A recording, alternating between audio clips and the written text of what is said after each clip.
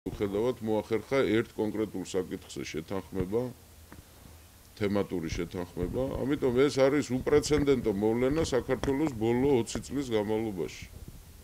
თუ ჩავთვლით განსხვავებული პროფილის, განსხვავებული ბიოგრაფიების, განსხვავებული პროგრამების და განსხვავებული ტაქტიკური მოქმედების პოლიტიკურ ძალებს შორის.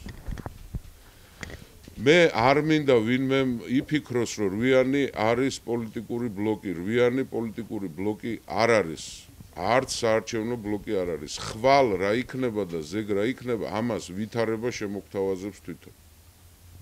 მაგრამ მე არ მინდა გაგებული იყოს საზოგადოების მხრიდან, რომ აი რვიანი გაერთიანებულია ერთი სწორი და სამართლიანი მოთხოვნის გარშემო. ეს არის საქართველოში სამართლიანი არჩევნების ჩატარების უზრუნველყოფა. მაგრამ ამას მარტო რვიანი არ ყოფნის, მარტო პოლიტიკური ძალები არ ყოფნის და საზოგადოება უნდა გახდეს ამის ინიციატორი და ამის ერთ-ერთი მთავარი შემოქმედი.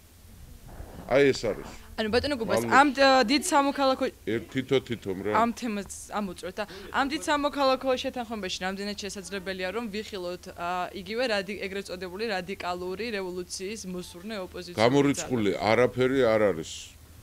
გამორიცხული არაფერი არ არის.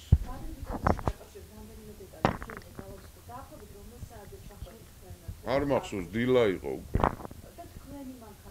ჩემი მანქანით, ჩემი მეგობრის მანქანით რითაც დავდივარ, მე ჩემი მეგობარი და მე ვიყავით წასულები. სხვათა შორის გზაში პოლიციამ გაგვაჩერა და შეგვამოწმა. ასე რომ ჩემი მოძრაობის შესახებ მე დარწმუნებული ვარ 100%-ით, რომ პოლიცია მიცოდა ამის შესახებ. არა, იქეთ რომ მივდივარ.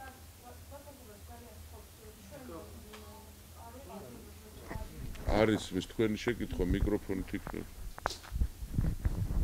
რა არის, იცით მე ტელევიზორში ხალხი რო უყურებს, თქვენი შეკითხვები არის მის და ისმის მარტო ჩვენი პასუხები. დიახ, ბატონო გუბას რაღაც მინდა რომ იქნებ თავიდან რომ გითხრათ, ჩვენ არ ვიყავით იმ დროს და ვერ მოახერხეთ ჩაწერა ბადრი ბიწაძესთან დაკავშირებით კონკრეტულად რა იყო, რა ვითარებაში ნახეთ, კიდევ ერთხელ რომ გითხრათ და მეორე კითხვამიც მექნება ასევე. აი ამ მოვლენებთან დაკავშირებით ხელისუფლებასთან ერთად აკისრებთ თუ არა პასუხისმგებლობას იმ ოპოზიციას, რომელიც ლიდერობდა აი ამ აქციას. მადლობთ. პოლიტიკური პასუხისმგებლობა მათ არ ეკისრებათ ნამდვილად, იმიტომ რომ ყველა ვარიანტში პასუხისმგებელი არის ხელისუფლება. რა მოხდა 26-ში? 26-ში არ მოხდა მიტინგის დაშლა. დაშლა რა არის, როცა გასასვლელს უტოვებ და ათავისუფლებ იმ ტერიტორიას, რომელიც დაკავებული აქვს მომიტინგეებს და პროტესტის მატარებელ ხალხს. მიტინგი იქნა ალყაში მოქცეული და ეს იყო დარბევა, ეს არის კლასიკური გაგებით დარბევა, ანგარიშწორება, ტერორი. და ამ საკითხში 100%-ით პასუხისმგებლობა ეკისრება სააკაშვილის ხელისუფლებას. ამაზე ორი აზრი არ არსებობს და ვერც იარსებობს.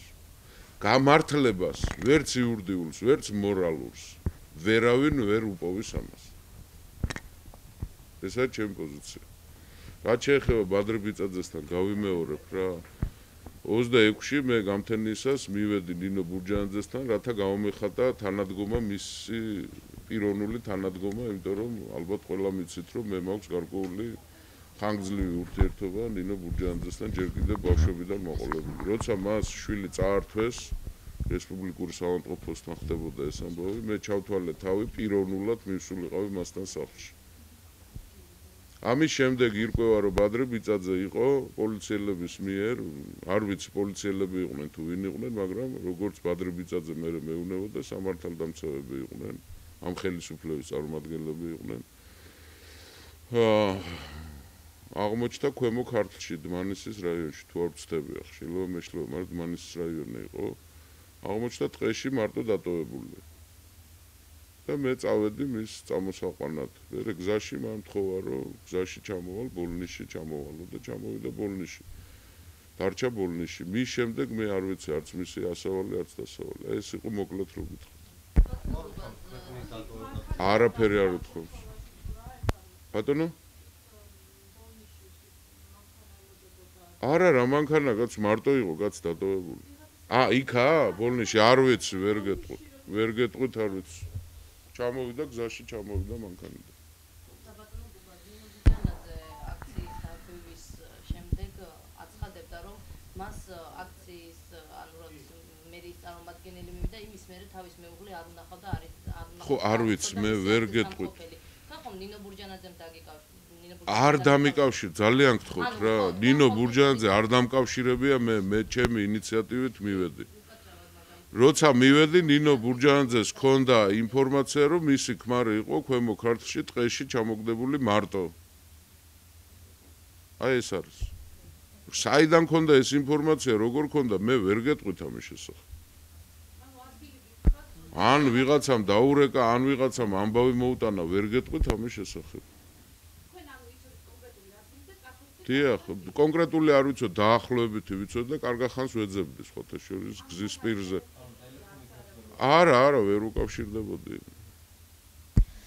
ბატონ გუბას ესეთ კითხვა თქვენ წეგან განაცხადეთ რომ მთლიანად პასუხისმგებლობა ეკისრება 100%-ით ხელისუფლებას მაშინ როცა ტელევიზიიდან დაიძრნენ რუსთაველზე და გამაგრდნენ პარლამენტის წინ და იცოდნენ ზუსტად რომ 12 საათზე ეწურებოდათ ვადა აქციის ვადა და გადაწყვიტეს რომ დარჩენილი იყვნენ და გამარჯვებამდე საათებს ითვლიდნენ უკვე ეს არ ეკისრება პასუხისმგებლობა არ ეკისრება ჩემო კარგო იმ სისხლზე და იმ ვირმეორებ ისევ გავიმეორებ სისხლის დაღვრაზე მსხვერპლზე ტერორზე ცემაზე დარბევაზე პასუხისმგებლობას იღებს ხელისუფლება მორჩა და გათავდა იმიტომ რომ მათ შეეძლო ძალიან კულტურულად და მშვიდად მით უმეტეს ძალები იყო ძალიან არათანაბარი ყოველგვარი ცემატყების გარეშე შეეძლო დაეშალათ ის მიტინგი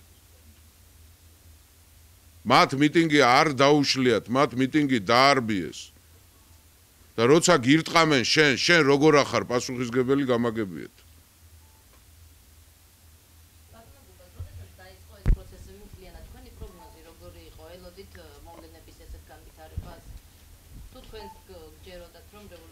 არა არ მჯეროდა რა თქმა უნდა ახლა ამორიცხულია ეს ამბავი იმიტომ რომ ძალიან ცუდი წინაპირობები იყო ამისთვის ორი დაანონსებული თარიღი ორი პოლიტიკური ძალა ქართული პარტია და სახალხო კრება ხო რომლებიც ერთი და იგივეს ამბობდნენ მაგრამ არ იყვნენ შეთანხმებული არაფერზე ხო ანუ ყველა წინაპირობა იყო იმისათვის რომ წარუმატებლად დამთავრებულიყო ეს ამბავი და მე მგონი თქვენც ხედავდით ამას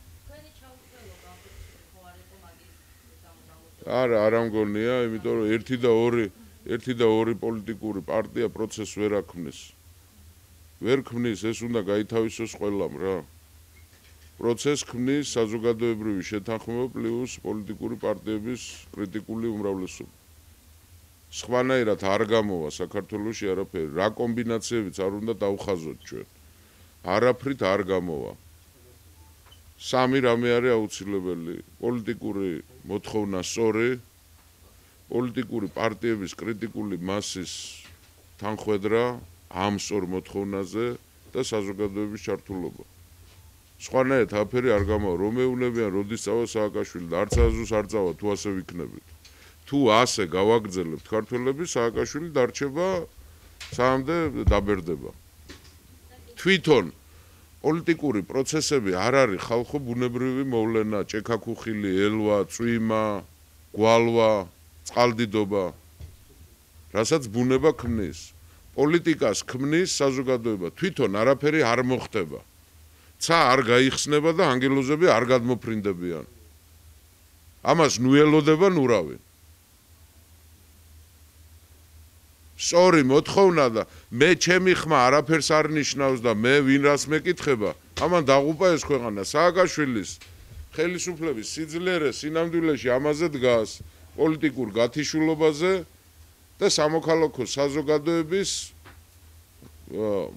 ჩავთვალოთ ასე არარსებობას სამოქალაქო საზოგადოება ახლა არის ჩამოყალიბების პროცესში მე იმედი მაქვს მიუხედავად ამ დიდი უბედურებებისა რომელიც ძალიან ცუდი იყო და ძალიან სერიოზული ვაკუუმი შექმნა 26 მაისმა ქართულ ოპოზიციურ ფლანგზე, მაგრამ მე იმედი მაქვს, რომ რაღაც გადაფასებები მოხდება ყველაში, მათ შორის ჩემშიც. ამის იმედი მაქვს. ერთმანეთის ლანძღვა გინებას შედეგი არ მოაქვს. ძალიან მარტივად არის ეს საქმე. და ერთ შეკითხვასაც დაგისვავთ ჩემი მხრივ ბოლოს, როგორ შეაფასებთ ირაკლი ოქრუაშვილის განცხადებას, რომელმაც განაცხადა, რომ ჩერქეზ ბოევიკებს კორიდორს აძლევდა საქართველოს ხელისუფლება, ანუ პოლიტიკურად რამდენად სწორი ნაბიჯია პირისგან, რომელიც კოსისგან და რამდენად სტრატეგიული. მე რაც არ უნდა არ მომწონდეს ეს ხელისუფლება და სააკაშვილის ხელისუფლებაში მოსვლის სურვილი მე არასოდეს არ მქონია, ყოველთვის ვიბრძოდი ამის წინააღმდეგ. მაგრამ ასეთი განცხადება არ შეიძლება. პოლიტიკურ განცხადებასაც რო დავანებოთ თავი. ჯერთი ეს მართალია თუ ტყუილია, ესეც არ ვიცი მე. მართლა ეხმარებოდა თუ არა ჩეჩნებს დღევანდელი ქართული ხელისუფლება. ამის განცხადება არ შეიძლება. არის კანონები და არის წესები. და სააკაშვილი კი არ ზარალდება ამითი, ზარალდება საქართველო და ქვეყანა და სახელმწიფო.